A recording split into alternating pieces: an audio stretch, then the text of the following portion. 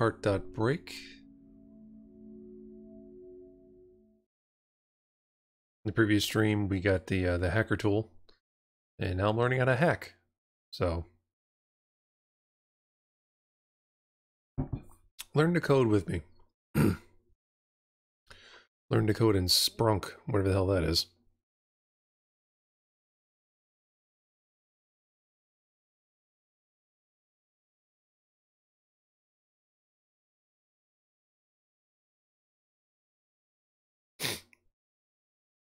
Alright. This is where we left off.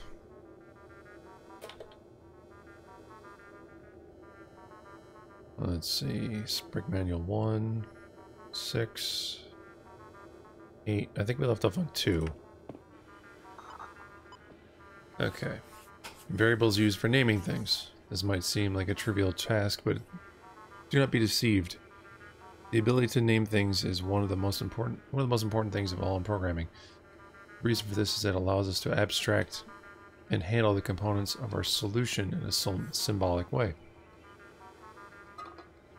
For example, instead of referring to your name as a string of characters like Lisa, we can create a variable containing this value. This variable might be called something like name, and can even refer to different names at different points in time, depending on the needs of the program. Here are some examples of how to create variables. Number, x equals 10. String, my name equals Simon. Bool, for Boolean, it is Christmas equals false, which means it's not Christmas. Notice the words to the left, like number, string, and bool. These are types, and they describe what kind of data we want to put inside the variable. After that comes the variable name. There should be something descriptive that explains what kind of thing we put inside the variable. Next up is equal sign. This means that we have set the value to the variable, whatever is on the right side. Variables can be reset to other values by using the equal sign, like this. X equals 11. My name equals Simone. It is Christmas equals true. This requires the variables to have already been declared earlier in the program using the syntax above, with a type and a name like number x equals 10, for example. If a variable contains a number type, it can be changed in some additional ways, just like for convenience, saving a few keystrokes. X++ equals increased by 1. X plus equals 10 means increased by 10. X minus minus means decreased by 1. And X minus equals 20 equals decreased by 20. Alright. So, let's take what we learned and hack this computer. This is just the hello world. So let's clear this out. You can do Control A and then delete.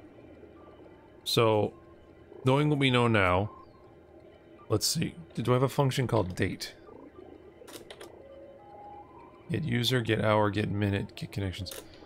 Time? Time. Alright.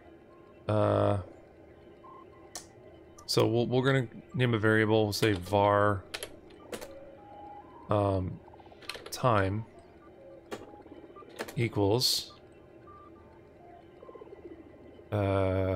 get hour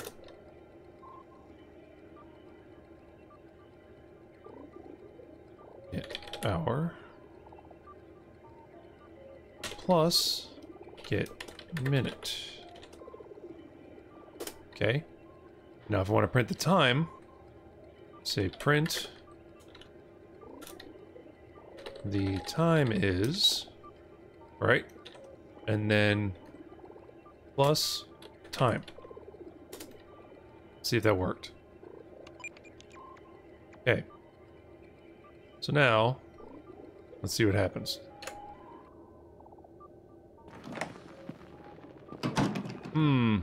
Looks like a runtime error.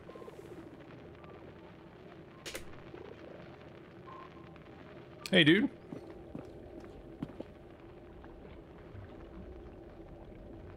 Thought I'd say hi. You work at the hotel, right? Yep. How'd you figure? I saw you work earlier. Okay.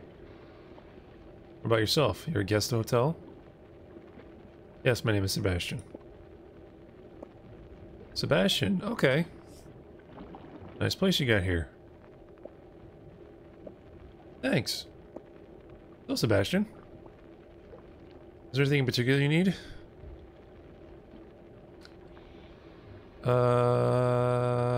Would you be what?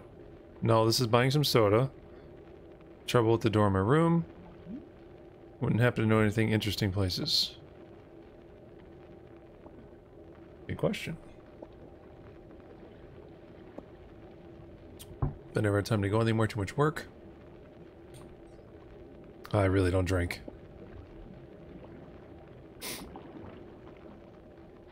They've got water too. Most of the patrons usually get pretty wasted if memory serves. In the basement by the plaza in the center of town. Alright. Maybe we're checking it out after all. Thanks for the tip. How we going? Alright. So we gotta figure out what went wrong here. When a computer smokes, means something is wrong.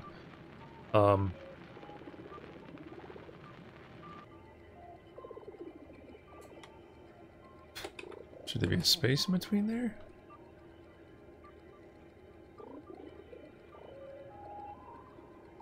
So what's the problem? I don't... It compiled alright. And yet... The time is... It didn't return anything.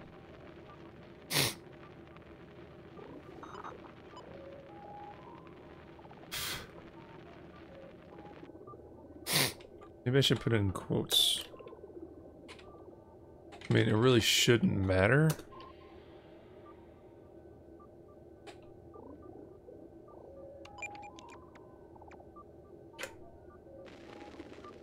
Nope, didn't like that either. Okay, so maybe I have to put this in.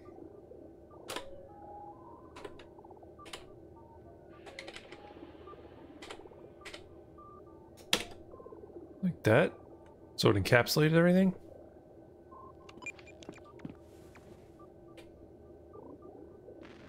No.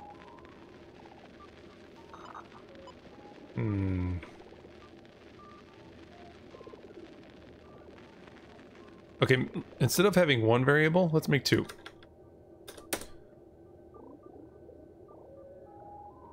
Or actually, you know what? Maybe I don't need a variable at all.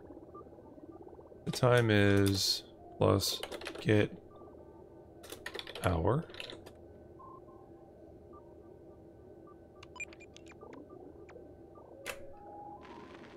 It's not working.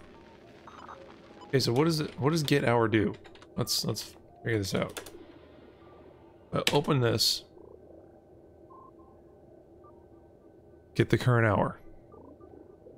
Okay.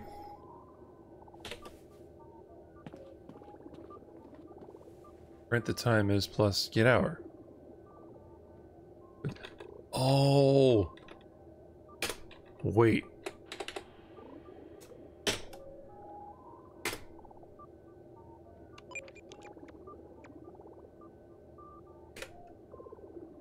$21. Ah, there we go. I had to put everything inside. Get hour. Well, okay. So it would be plus for concatenate. And then put the colon, right? And then plus again. And then get minute. So this should return the hours and minutes right now in game. 12:40 or 21:40. Let's see what time it is. 21:42. 21:45. Okay, that works. That was fun. Alright, so how about what else we got here? You count, range, get indexes, remove all, has index, append. Info random user time with height, you know. Okay, so at the bottom there are things that I can do here. Let's see. Clear text. There should clear text at the beginning. So the only thing showing is I screwed that up. Is now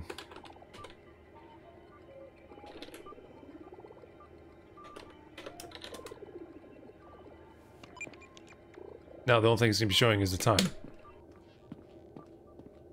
Okay. Okay, so that's cool. What else we got going on here? So I read 2. Where's 3?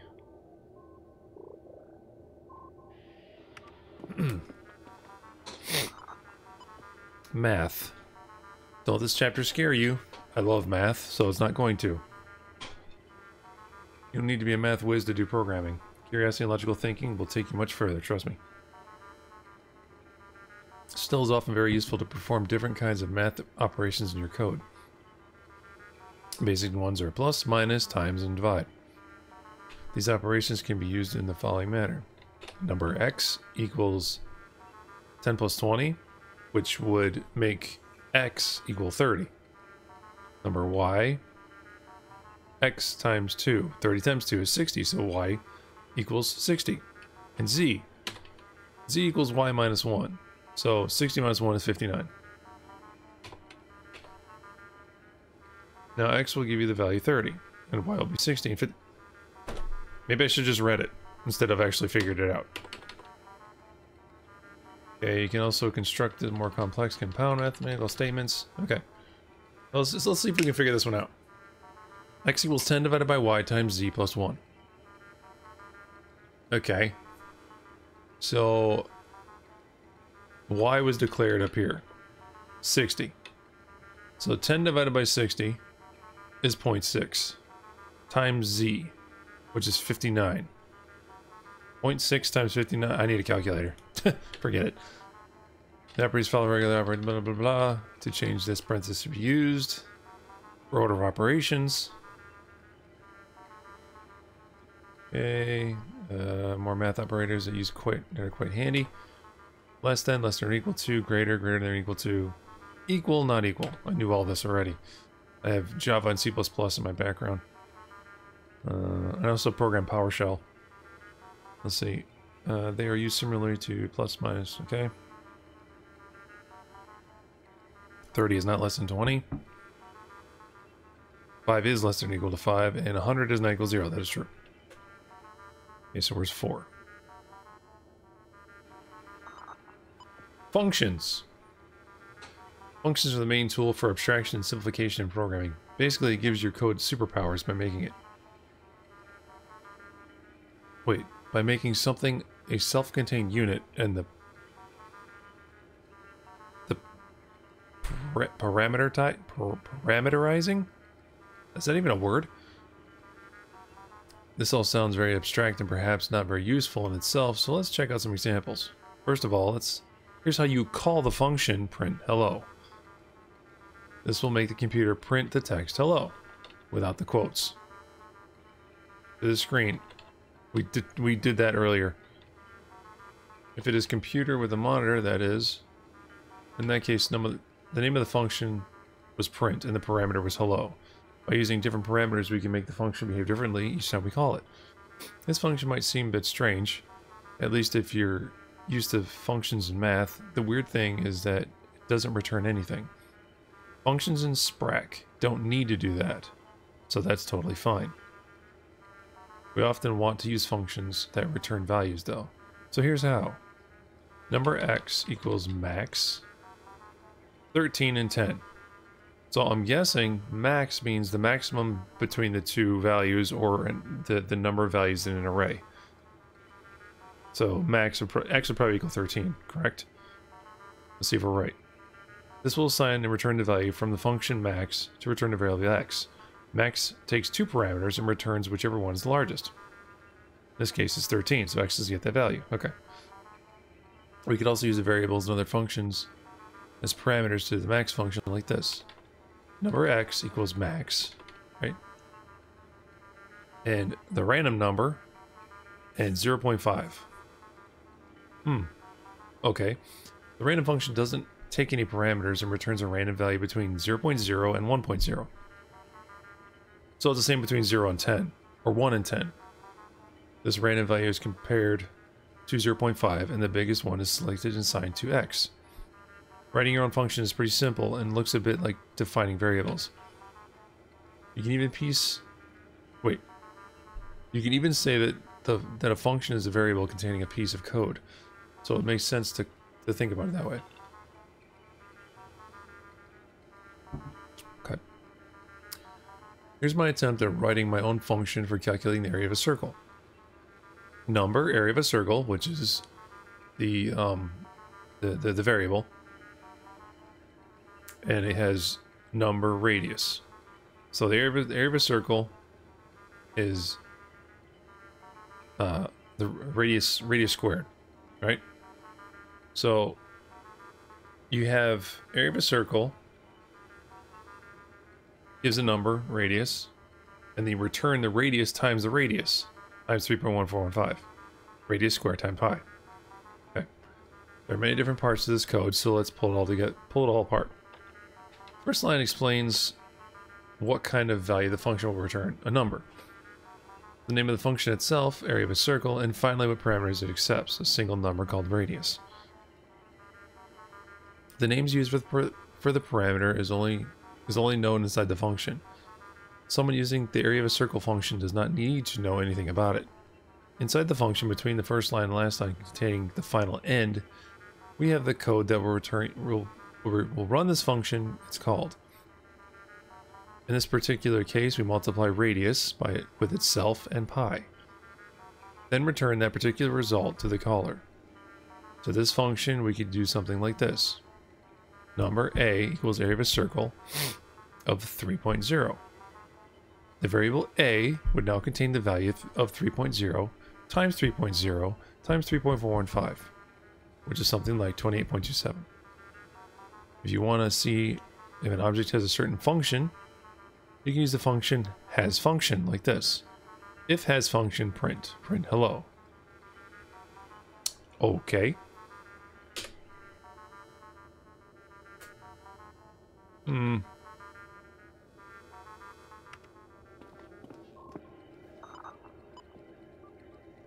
So let's see.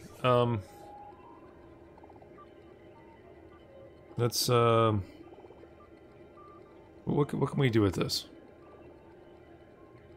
Nothing right now. Nothing's coming to mind. The time is 2:01. Oh, 2:01.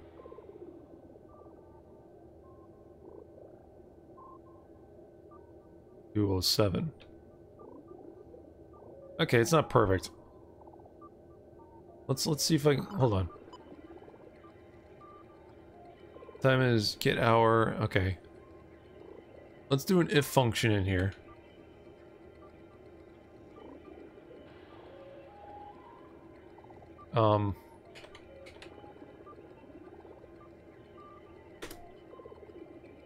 If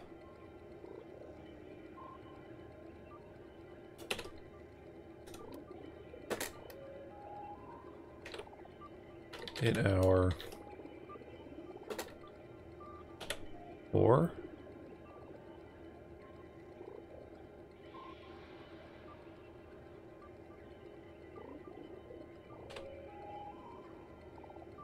okay, there's no contains. Okay, I guess it's not that sophisticated. What I was gonna do is I was gonna put an if function in there to state if the value of the digit is less than 10, add a 0 to it. But I don't have that functionality within this code, or not this code, but this programming language. So we'll just have to deal with it for now. All right, so we made a clock basically, which is cool. All right, where's number 5? That's 9. There's 5. If statements. Time for some fun. The if statement is a central part of what makes computers able to think. It selects different paths through the code depending on if something is true or not. Kind of like a railroad switch, with a little guy checking on which way the train should go. For example, let's say we have a variable named secret, containing either the value true or false. We don't know which. How can we find out? By using the if statement, of course. If secret, print true. So, if the secret is true, print true, else end. Now, what you could do is put an else statement in there and say else print false. There are several interesting things to note here. First of all, these are the two words if and end. These go together like a pair. Okay? So, in typical programming, if statements and loops and things like that have a bracket. And you have to have a closing bracket. And in this programming, you really don't need it. It's what's the word I'm looking for? It includes it. You put if, there's already a bracket there. You just can't see it. And you write end for the final bracket. So that's how you close. That's how you close functions, or if statements or loops. So okay. Let's see. If secret print, see, there's the else statement. Okay. You can do several things in this block between if and end. Don't be confused by the text being moved a bit to the right. That's just for readability. Okay. If secret, print the secret is true. So it would write the secret is true, 1 on each line. It is possible to have more cases by using the following notation. If A, do something, else B, else if B, do something else if C. Do this if C is true, but B and B are false, or A and B are false. Else, do this if A, B, and C are all false. So you have an if, which is a qualifier, else if, which is another qualifier, or else, and that's just like a catch-all at the end. If anything else is, if it all returns false, print out the else statement. Okay, or do whatever it says in else. Finally, several variables or expressions containing logical values, true, false, can be checked together using the word and or. Oh, there is or. Okay, so remember when I was trying to do or before? If A, B, or C, this will happen if A and B or A and C are true. End. Okay. Or if this seems confusing, just come back later and reread any section, blah, blah, blah. Okay, so let's go back to our little clock here. Apparently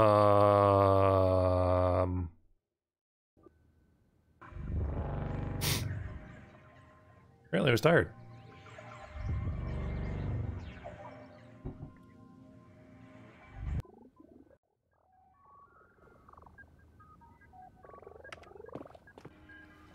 Okay. Okay. If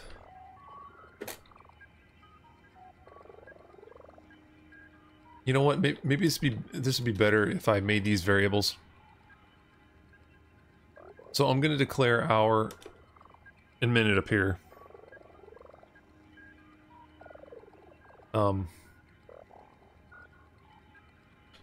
Var hour equals.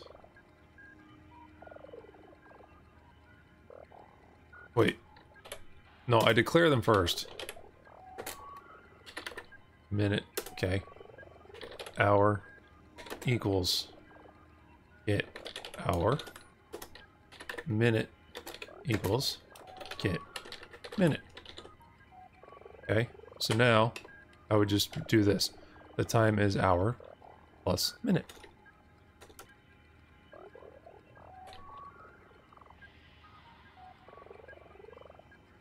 It should return the same thing.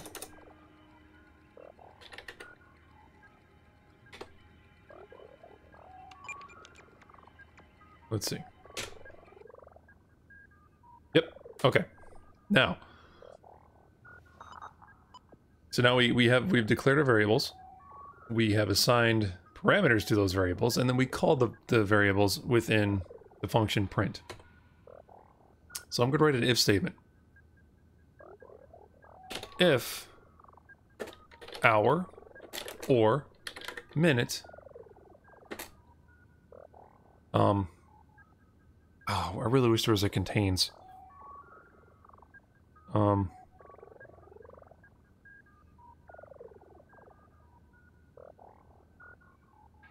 It's not going to print a 0, is it?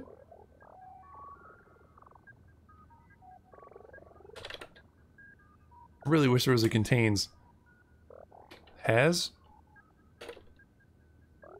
an index. No. You know what? Screw it. That's fine. I can't do it. Even though I can do the or, I have no way to check if the hour or minute contains a 0. Because there's no contains, or there's no reading it. Into character, so you can do conversions. Okay, so we'll just do it like that then.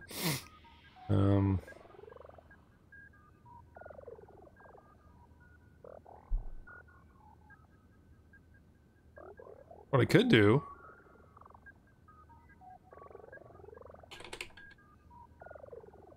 Hold on. Alright. If hour is greater than 12... Right? Hear me out.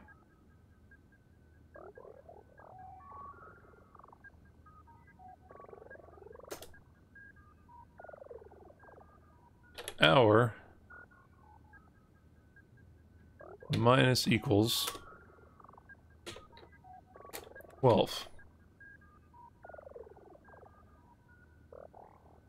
So if it's 12, right? So okay, if hour is greater than 12, that means it's afternoon. We don't want it to go into military time. I want it to be AM PM. So we're gonna work through this. All right. So if hour is greater than 12, fine. Hour minus equals 12, and then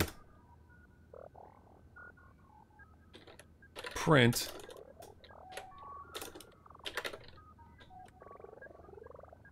the time is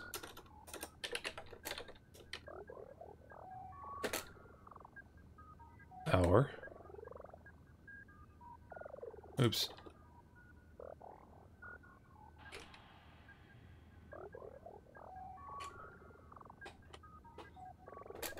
Plus hour, right? Plus minute plus PM. So if it's after 12, then it should print. And then you want to break. Or, hold on. Okay. Else.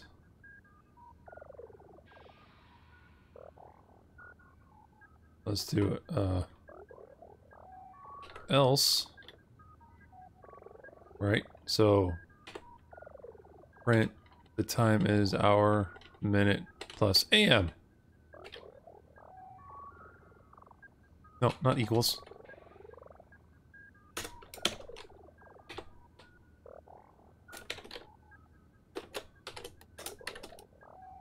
Alright. Don't know if that'll work. Let's find out.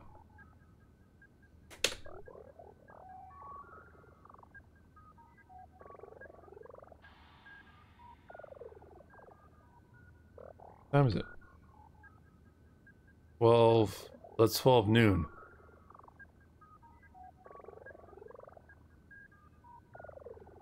That's not right.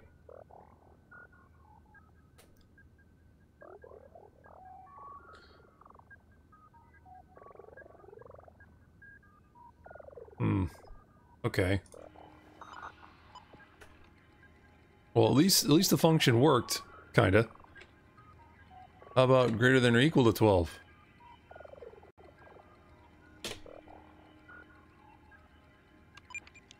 Let's try that. Well, now it says 0. Okay. Because I said minus 12. How are we gonna think about this logically? Okay, the cool thing is it's working. We're writing this just because the game allows you to, and I think that's just awesome.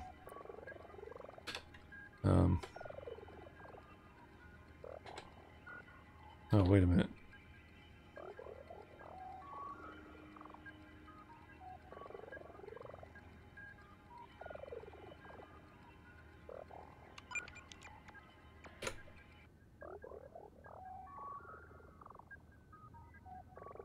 Okay, now, here's the thing. When...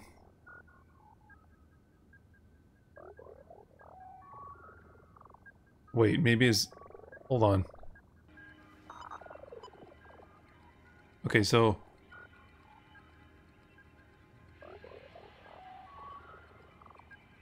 This is gonna be tricky. Alright. If hour is greater than or equal to 12, I want PM. Here's the problem, though. Once it goes to 13,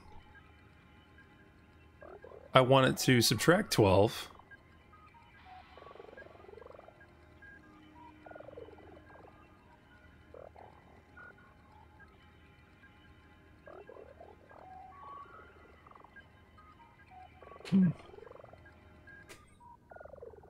See, now it's right.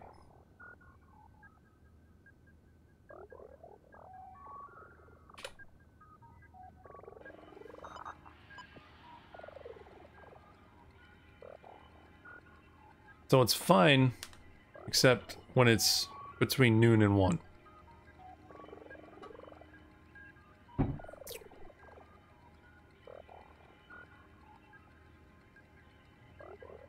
Because when it gets reset, it's going to go to the else statement. Because hour is no longer greater than 12.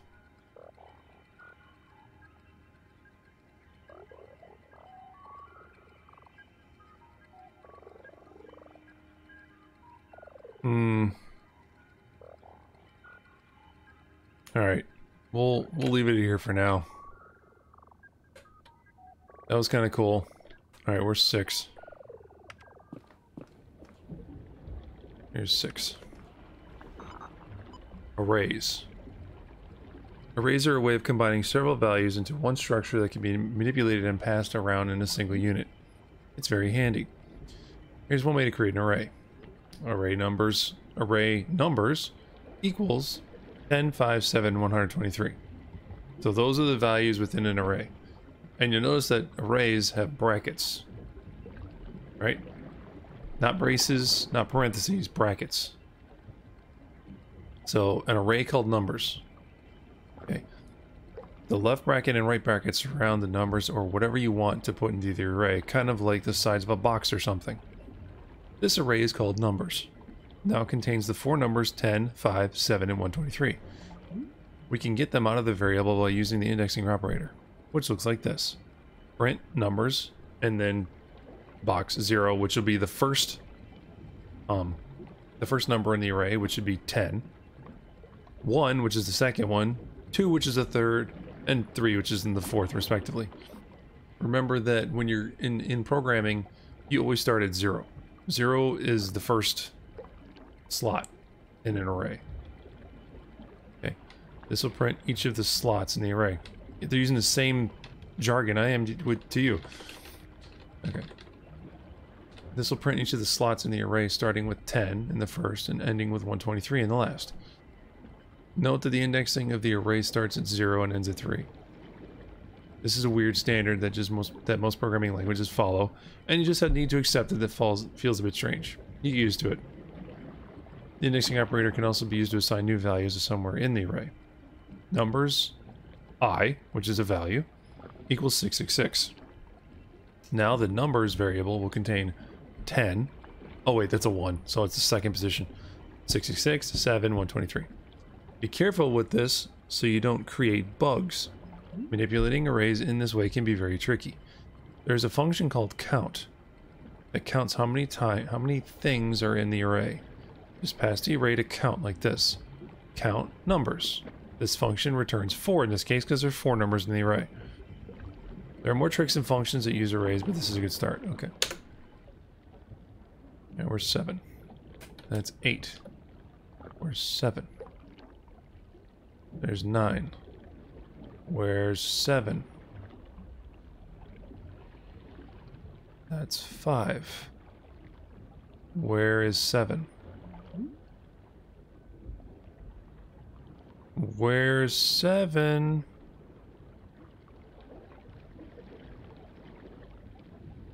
Okay,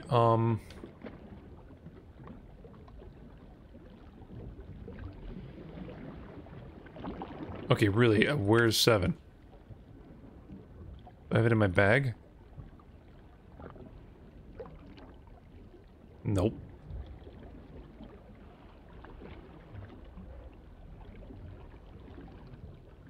That's 5. Okay, there are 3 discs here. 2, 3, and 4.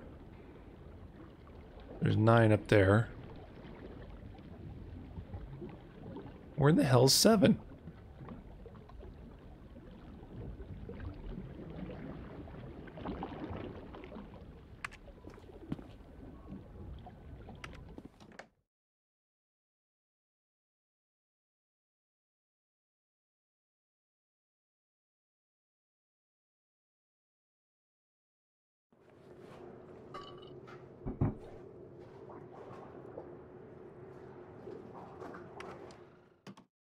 Huh.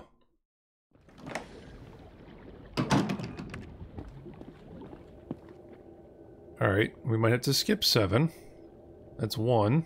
Oh, there's 7. No, put that down.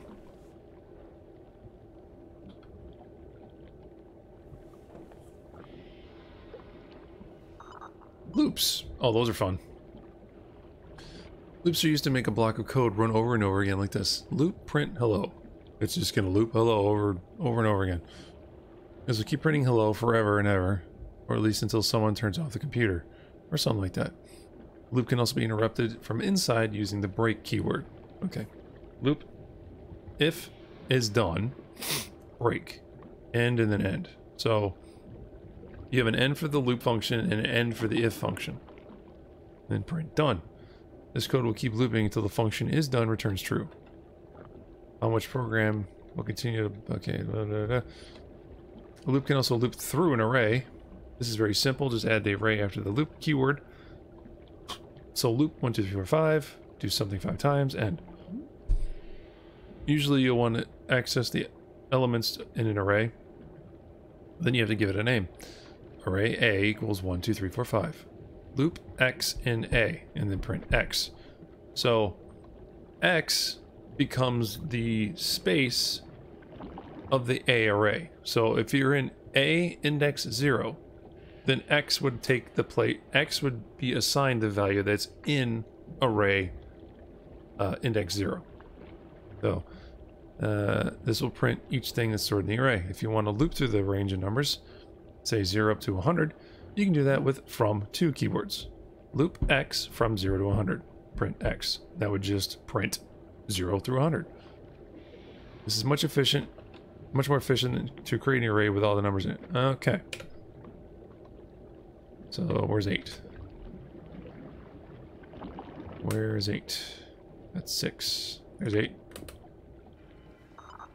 Manipulating text. Sprack's tools for manipulating text are few and kind of simplistic. It's still important to know them though. Without good textual output, and a lot of programs would suffer from very poor usability. The most important operation is representing different kinds of data as text. This is usually automatically done whenever a function needs text. For example, the print function. Print 10. This will output the text 10, just as expected. Somewhat more interesting is the plus operator, which can be used to put together longer strings. I did this already with the clock that we created together. Print x has the value of x. This will automatically convert x to a string and then print something to it like x has the value 42. If indeed x is value 42. You can also print arrays if they are long, though you might cut off halfway through to fit on the screen. No, not create a normal string. Okay. Where's 9? 9's over here.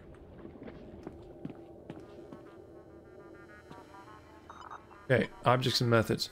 This is the final and perhaps the most exciting chapter to this whole manual. We have now reached the most powerful construct of the SPRAC, the dot operator. The dot operator is used to call functions in other objects. These functions are usually called methods, to differentiate them from normal functions. Since such a method can do things to the object it is attached to, and even call other methods in the other objects, the power that comes with the dot operator is immense. Please wield it carefully and try not to make a mess. Here's how to do it. First, connect to another object. var0 equals connect home computer. Then use the connection stored in the variable O, in this case, together with the dot operator to call the method. O.print. Hello at home. This will make the computer that you are connected to print the message hello at home on its monitor. This requires access to the internet naturally.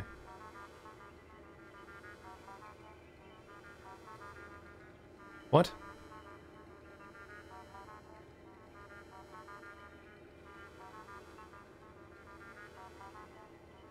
Okay. This might become more clear later on.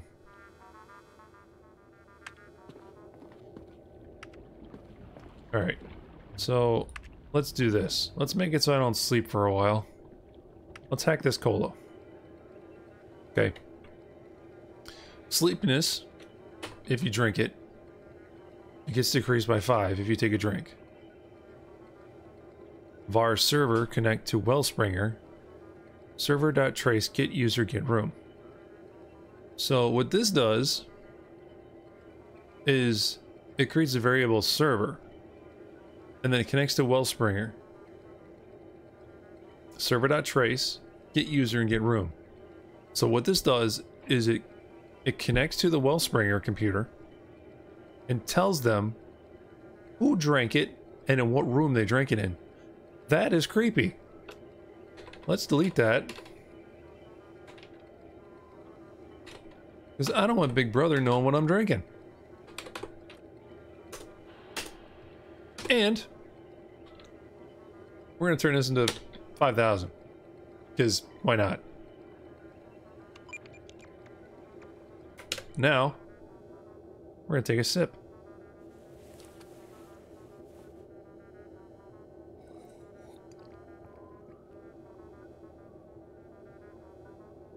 Put the cola down.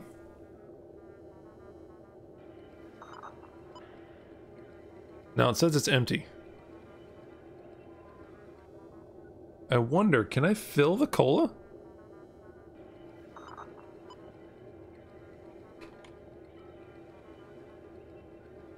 As index. Charisma smelliness? Sleepiness, drunkenness. Drink. Okay, maybe there's a function called drink? Drink.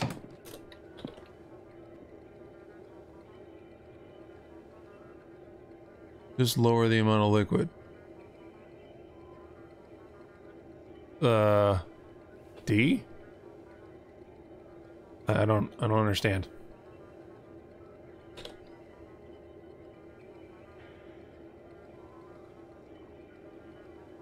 I want to try and fill it back up, so let's try negative 100.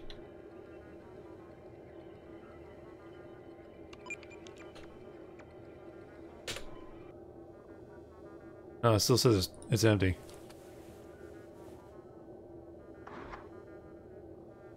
Okay. Alright, well. Let's just go hack some stuff and see what we can't play with here. Now I've already changed the light in the light bulb, the color. So I don't want to do that again. Let's see. Let's open this door. Now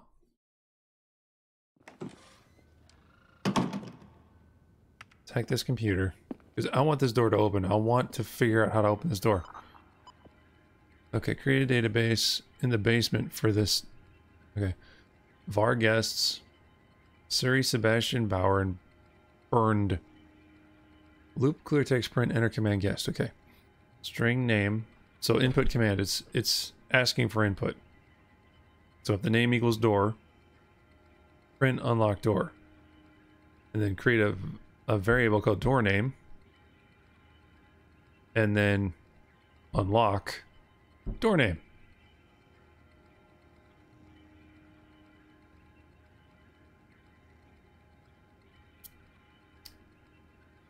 Wait a minute.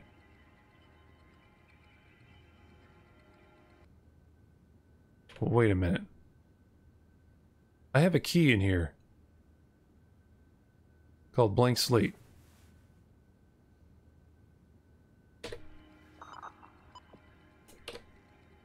Unlock.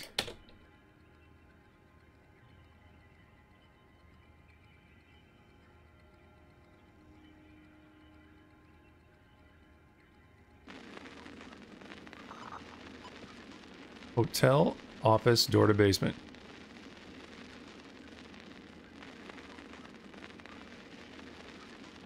Hotel lobby, door to hotel exterior. Okay.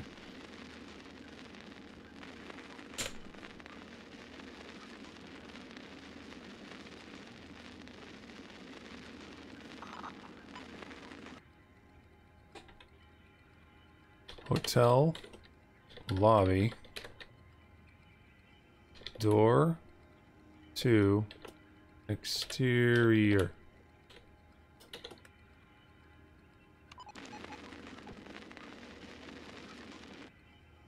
Does need to be a string.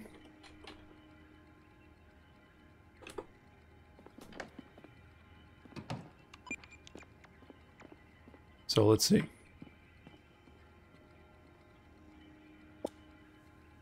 What?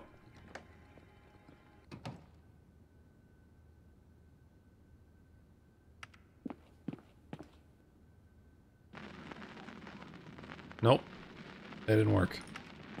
Did I name it something else? Hotel lobby, door to hotel exterior.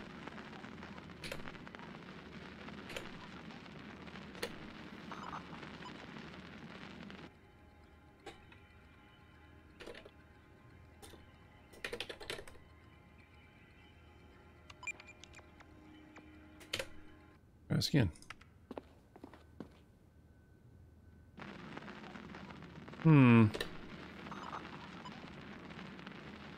Can't convert hotel lobby to a number. Oh, it's a number.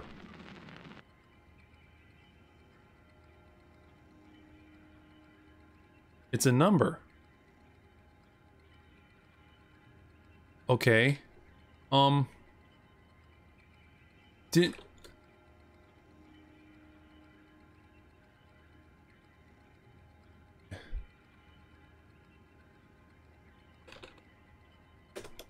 Let's see.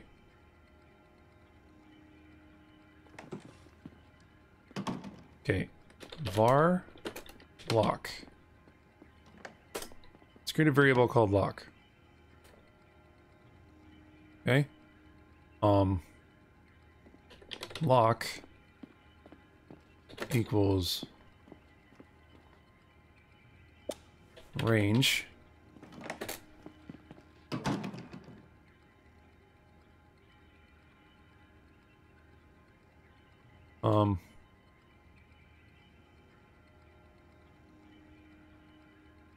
Alright, how do you use range?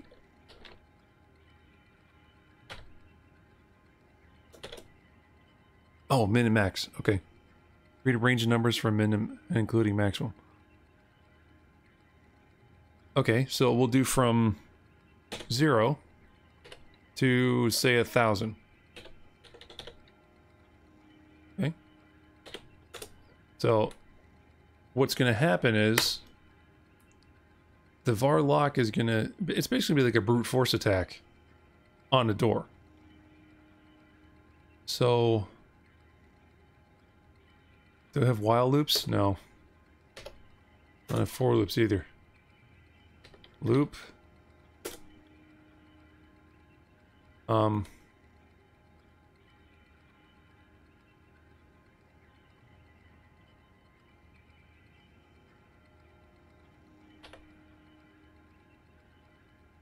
Let's see.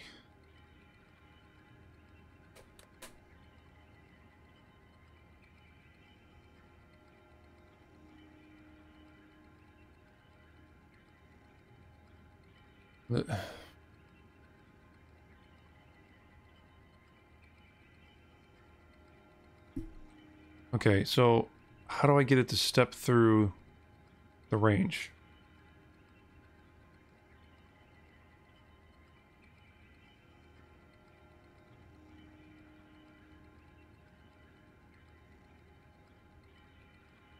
If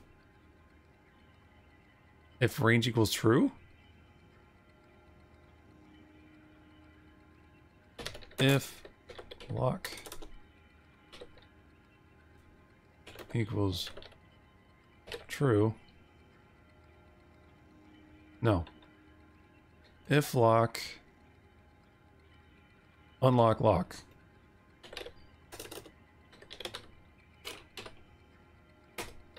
End. Now, if I did this right, it should go sequentially from 0 to 1,000, trying every number to unlock the door.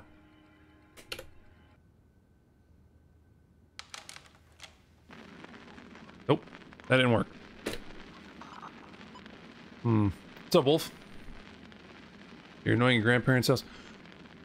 Grandparents aren't annoying, dude.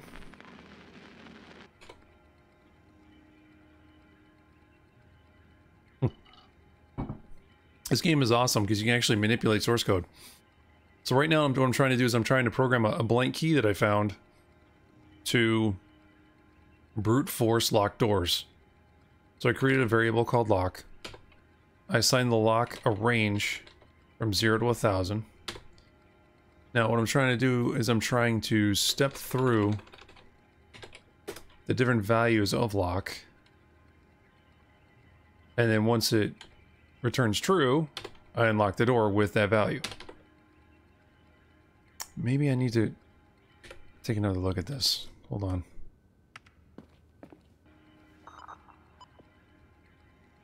Okay, unlock door name.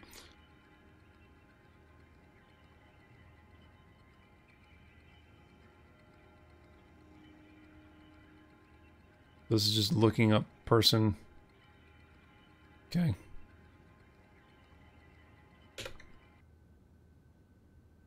All right, you know what? I'm going to...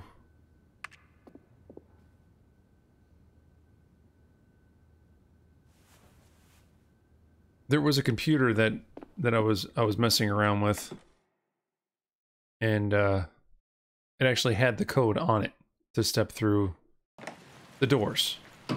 So I think what I'm going to do is I'm going to take another look at that. I can remember where it was. It was in the plaza.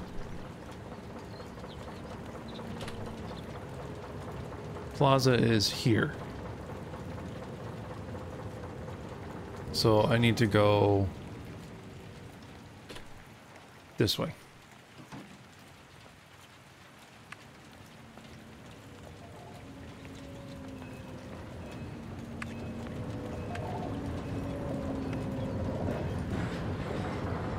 So you know, it's like the tram. Come here. No! Come back here, darn it. Let's get off in the plaza. Sit down.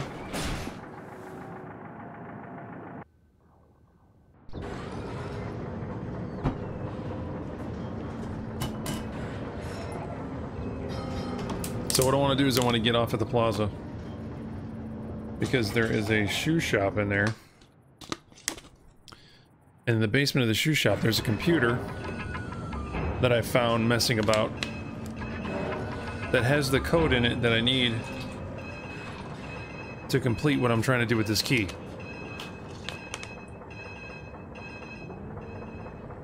This is not it.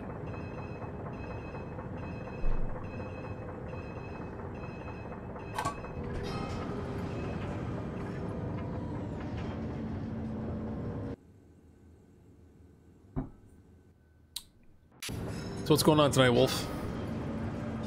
Enjoying your weekend? Took my daughter to an ice skating rink this afternoon for Girl Scouts.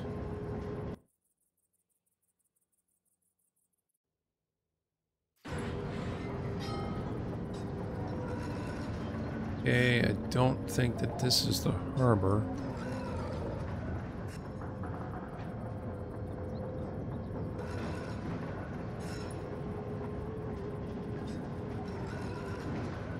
Nope. Okay.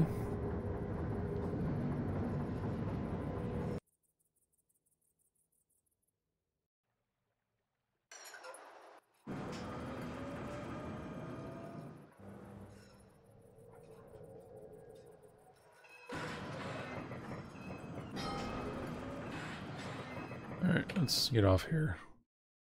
I gotta be close.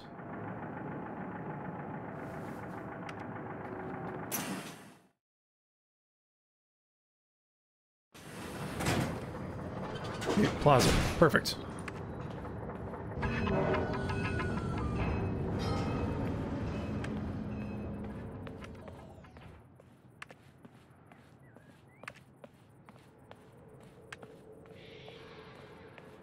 Go to the plaza.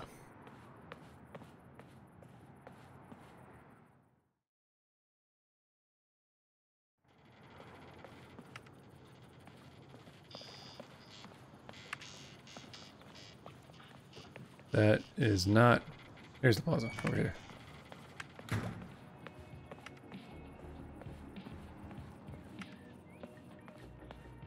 Let's program this key. Get to see police dog training today? That's cool. Do you have a dog that's in the biz? Or were you just... This is the plaza, right? Yeah, this is the plaza.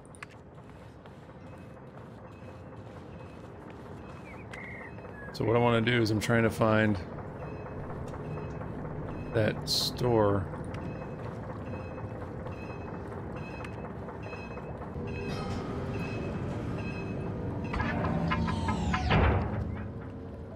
Yes, I'm over 18. Of course.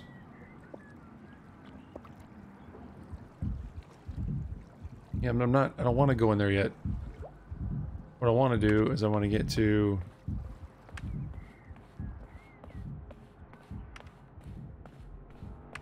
You know what, let's go check it out, screw it. Maybe I'll find something cool down here.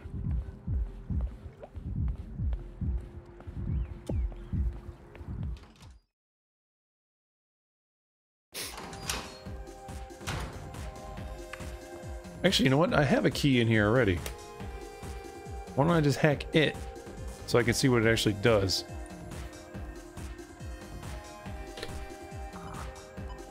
So this toggles door number 4991, so it is a numerical value.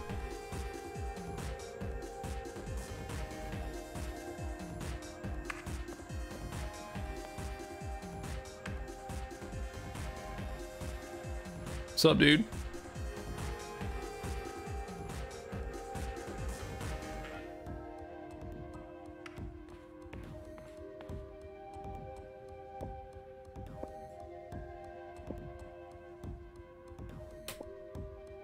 DJing all night, huh? Cool. Hope you have a good time, alright. Okay.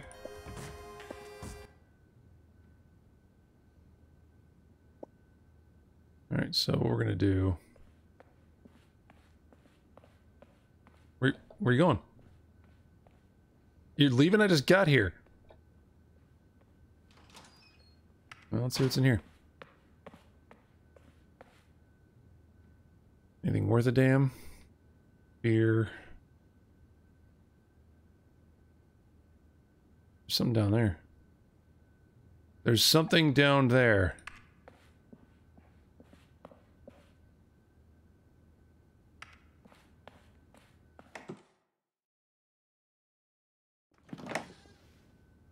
Knows like community event where anyone can show up and watch. Oh, okay, cool.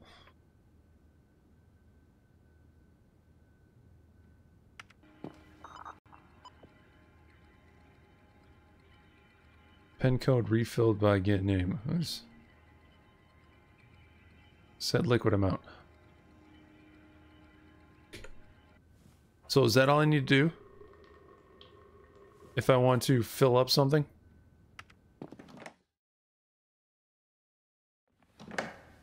Let's test out that theory, shall we?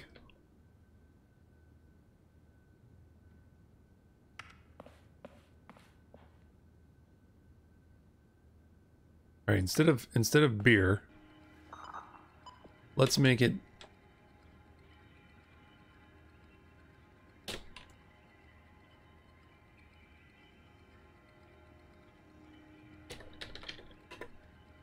let's make this an energy drink. What?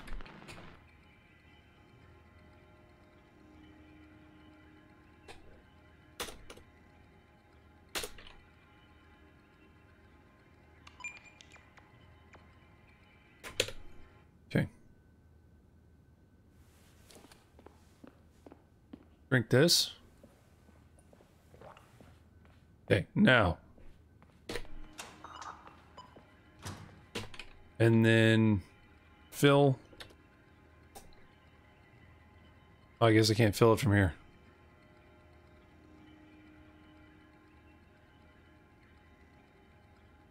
Alright, well that sucks. Thought there was a way I could like fill it back up.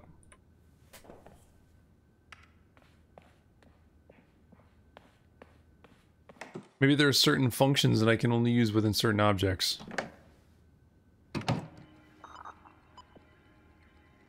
Set liquid amount. That's what it is.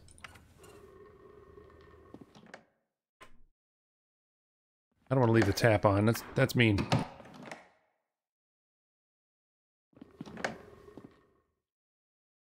What the hell?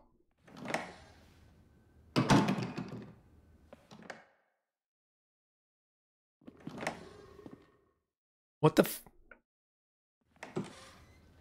Alright, you know what? Screw it. I'll leave it then. Pick this back up. Now... Set... Liquid amount. 100. Yeah, I can't do it. There's only certain things you can do with certain objects.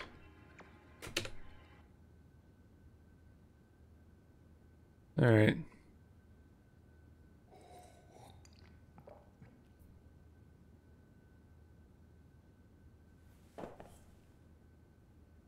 Alright. Well, that was a big waste of time.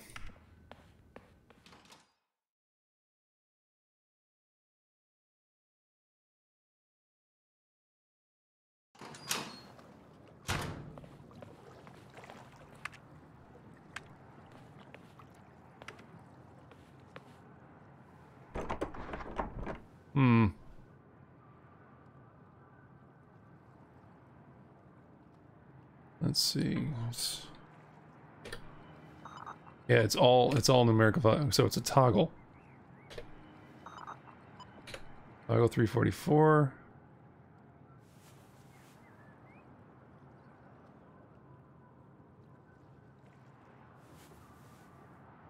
No, wait.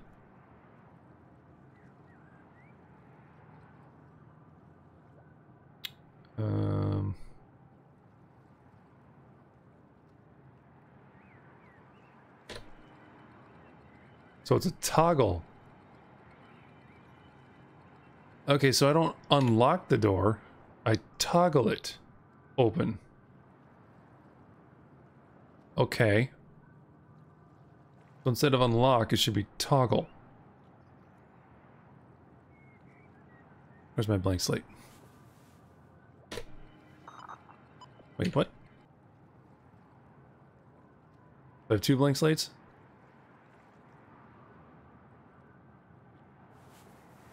Yeah, I do. Okay. Toggle.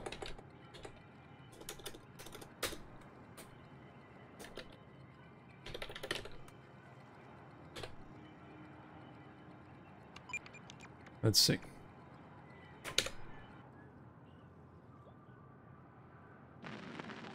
Nope, didn't like it. Still not good. Can't use value from 0 to 1,000 of type unknown in if statement.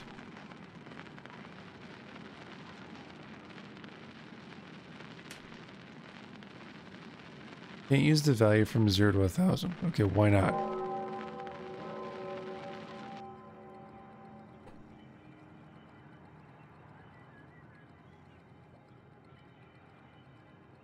Why the hell not?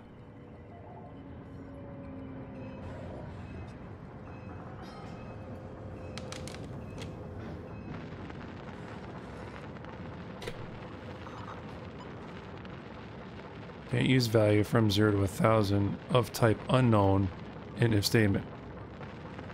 But it's not an unknown type.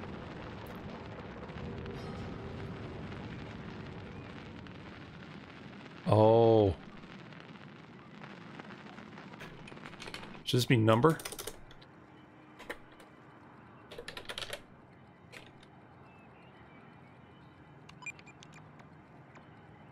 Now is it going to get the range?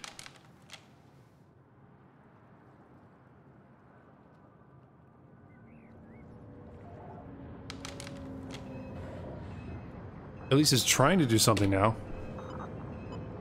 Okay. So it knows it's a number. Okay. So I need to step through the range.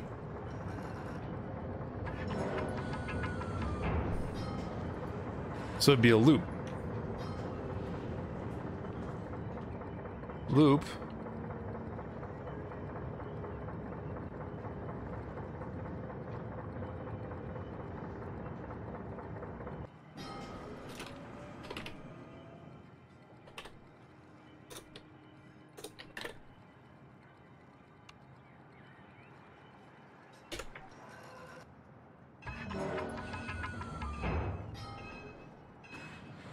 No.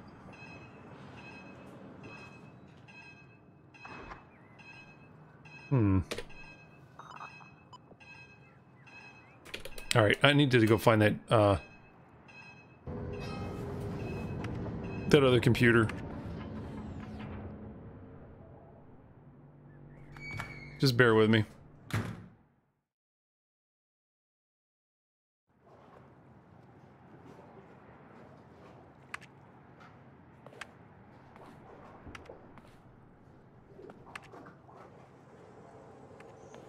Just bear with me.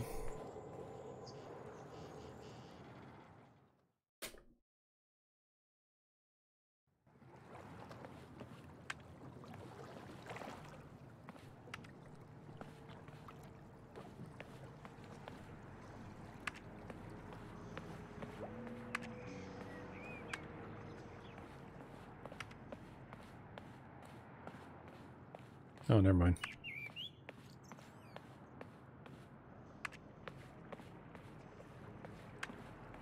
Is the tram not running right now?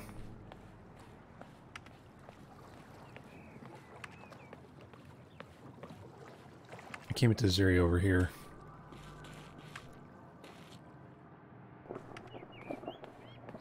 Wait. Mines, Harbor, Cafe Ponte.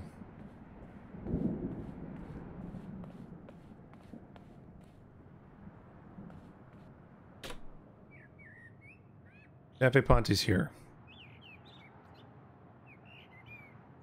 I need to be here. So I need to go north towards the mines.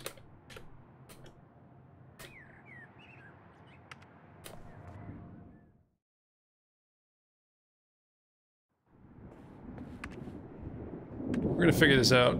Actually, Wolfie, want to see something cool?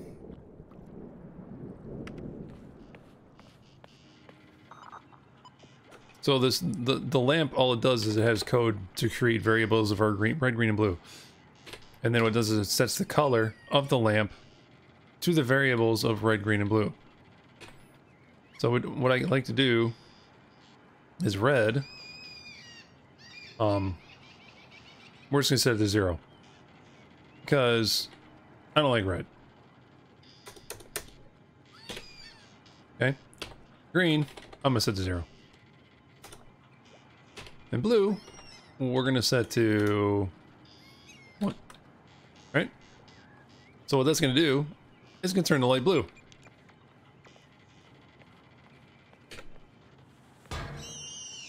See? Let's make it more blue. About 10.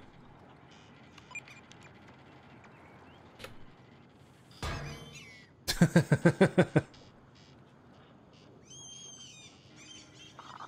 little too much. About 5.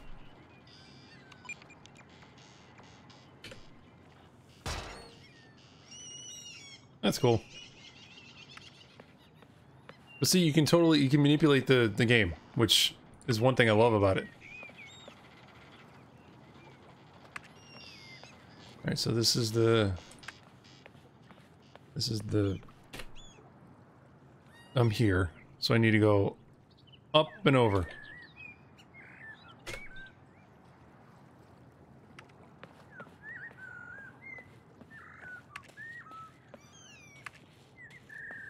I must have already hacked this one. Did I hack it? Oh, 2. Okay, yeah, I already hacked it.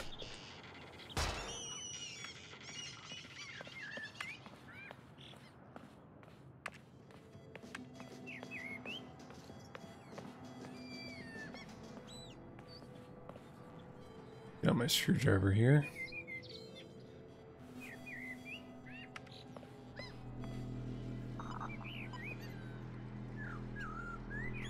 So that changes the power tap of the connection.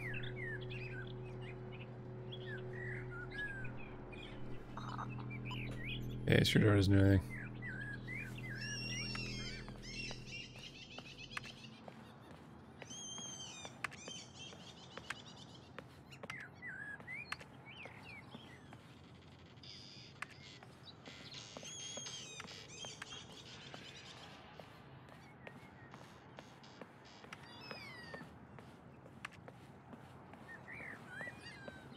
I thought...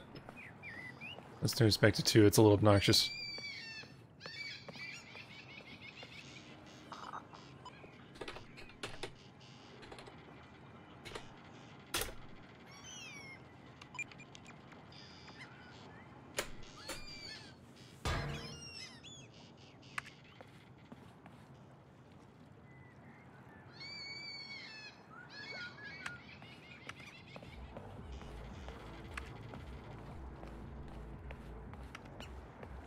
In there.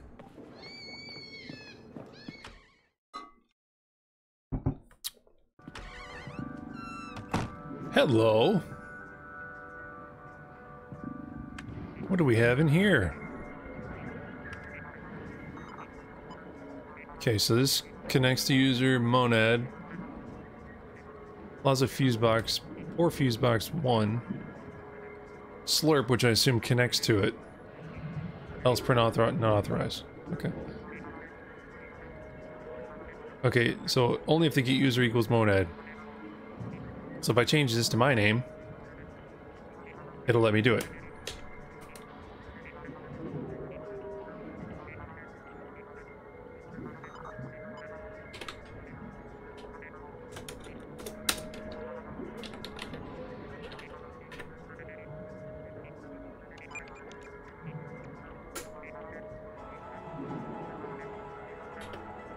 What? My name is Sebastian. How about Seb?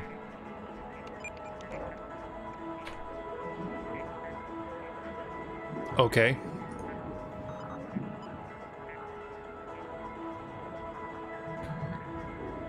Let's see.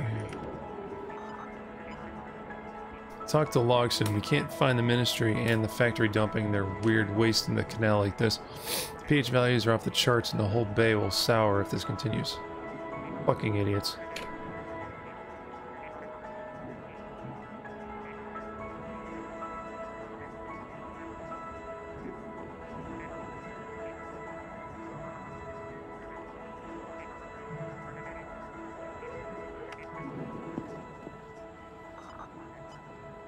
Have to escape.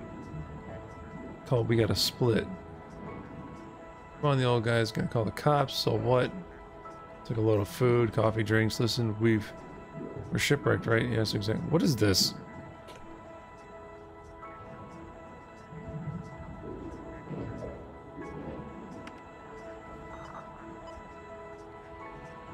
Void on hack. Print hacker plus name. Void on intruder, string name, print intruder plus name.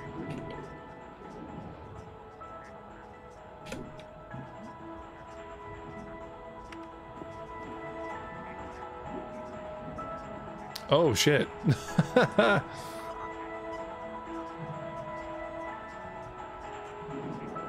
Sebastian. Did I type it wrong?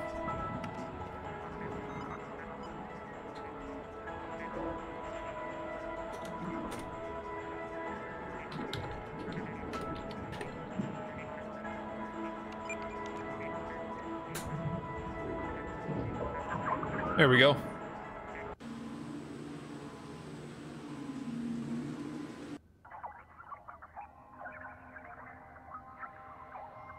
Okay, so we moved to the Plaza Fuels box.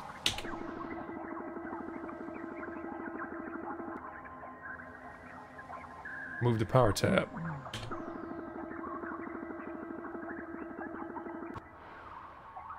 Wait, what?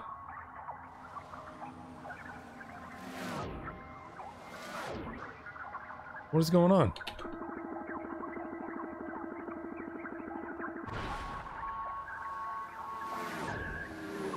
Interesting.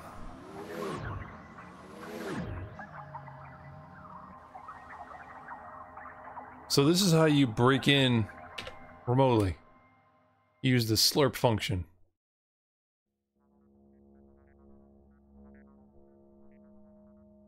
What the hell? I wasn't here.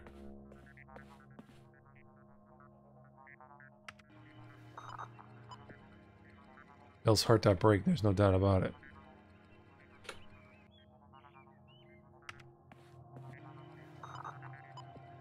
Program might not be what you think. Might not be as hard as you think. Might be fun.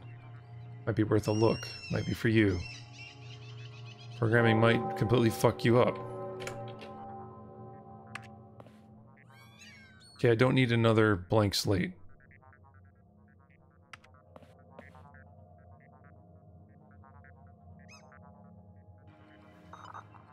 Random movie generator. So this creates three arrays with multiple words in each array.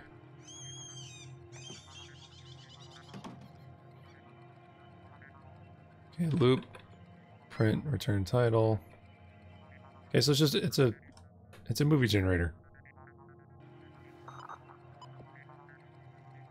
Okay, if key user equals monad, connect. Oh. Okay, so that's...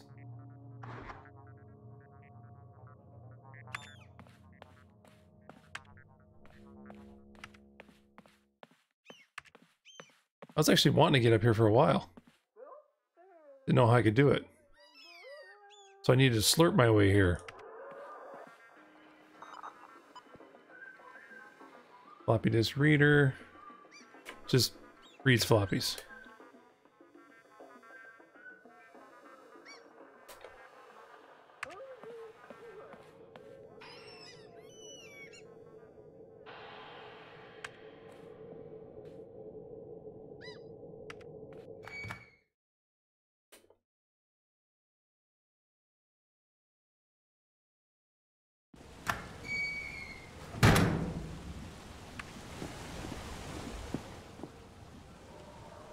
Okay.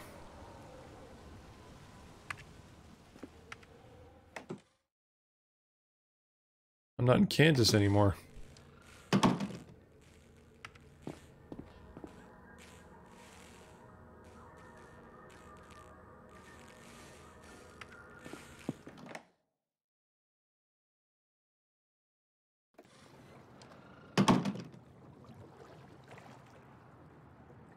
Okay, so I'm above.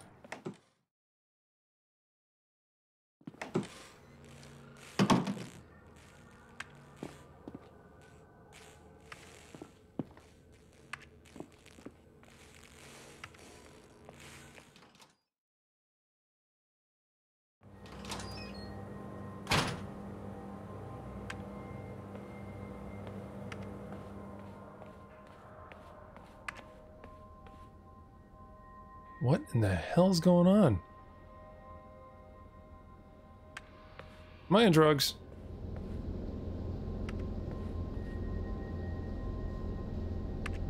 Whoa.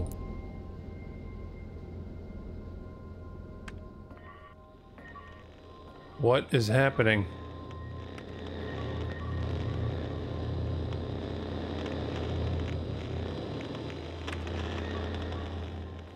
What is happening?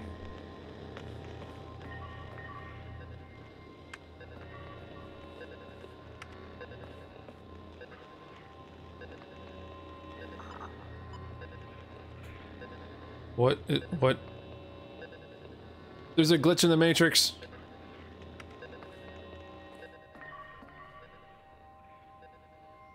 What?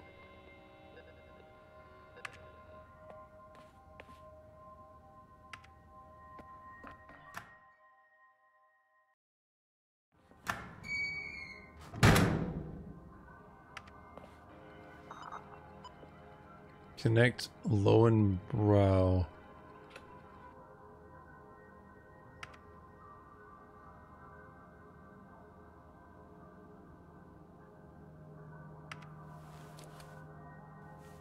Let's use it.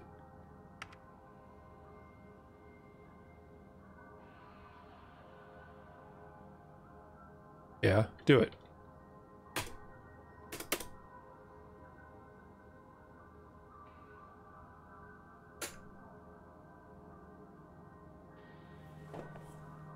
So it doesn't do anything, it just reads what's on the floppy.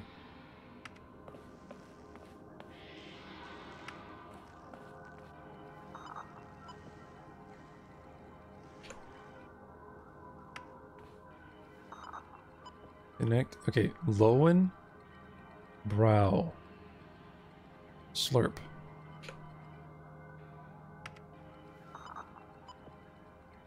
Let's try that.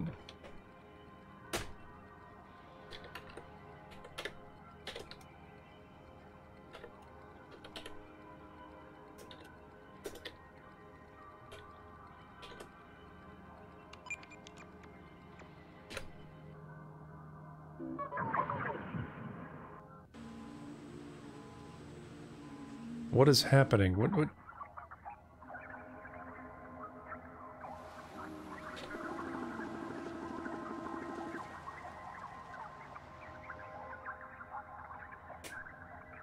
So it said, right? Lowenbrow?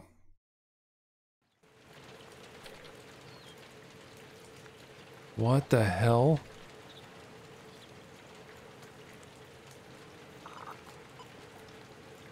Connect hotel exterior Circuit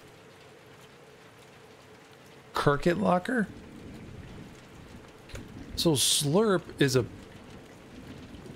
teleport. Slurp is friggin' teleport.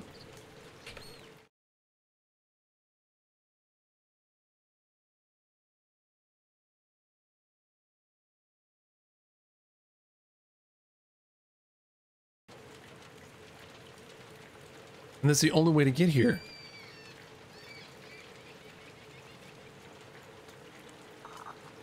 Okay. Connect hotel underscore exterior underscore Circuit locker. I really wish I could just copy and paste all this.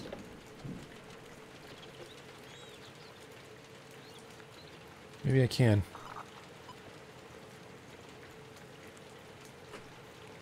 Oh.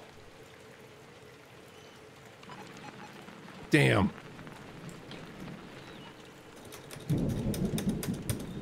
It's not gonna let me slurp.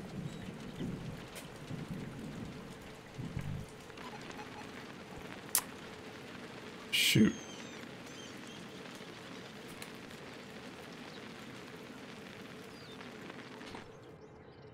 I thought maybe I could drink something and have it teleport me. That would have been cool.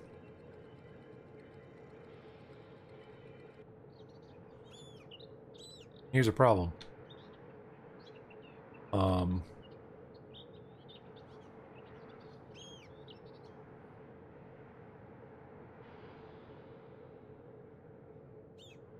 I can't get out. I am now stuck.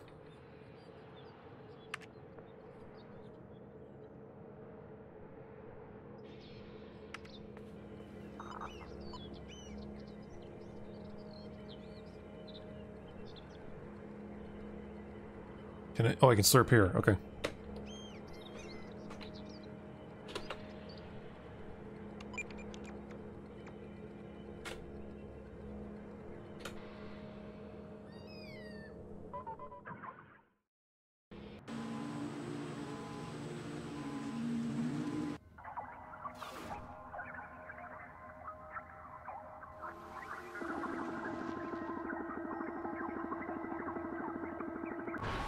Okay, I can't get the power tap for some reason. I keep getting attacked. So maybe I have to unlock this later.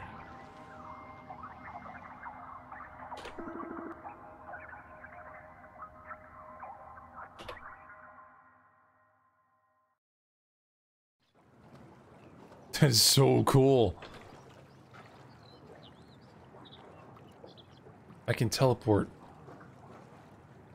That's what Slurp does. It lets you teleport. Holy cow. I didn't know what that function was. Because it didn't tell you.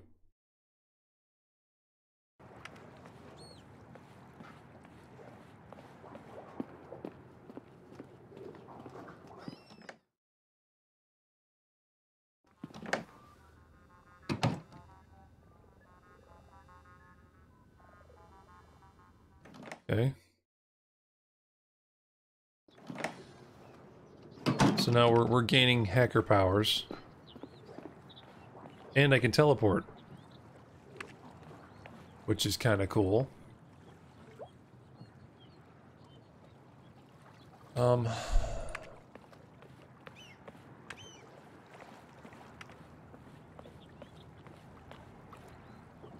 I think that's it for now. I'm tired. Thanks for watching. Till tomorrow. Play hard. Hope you'll live.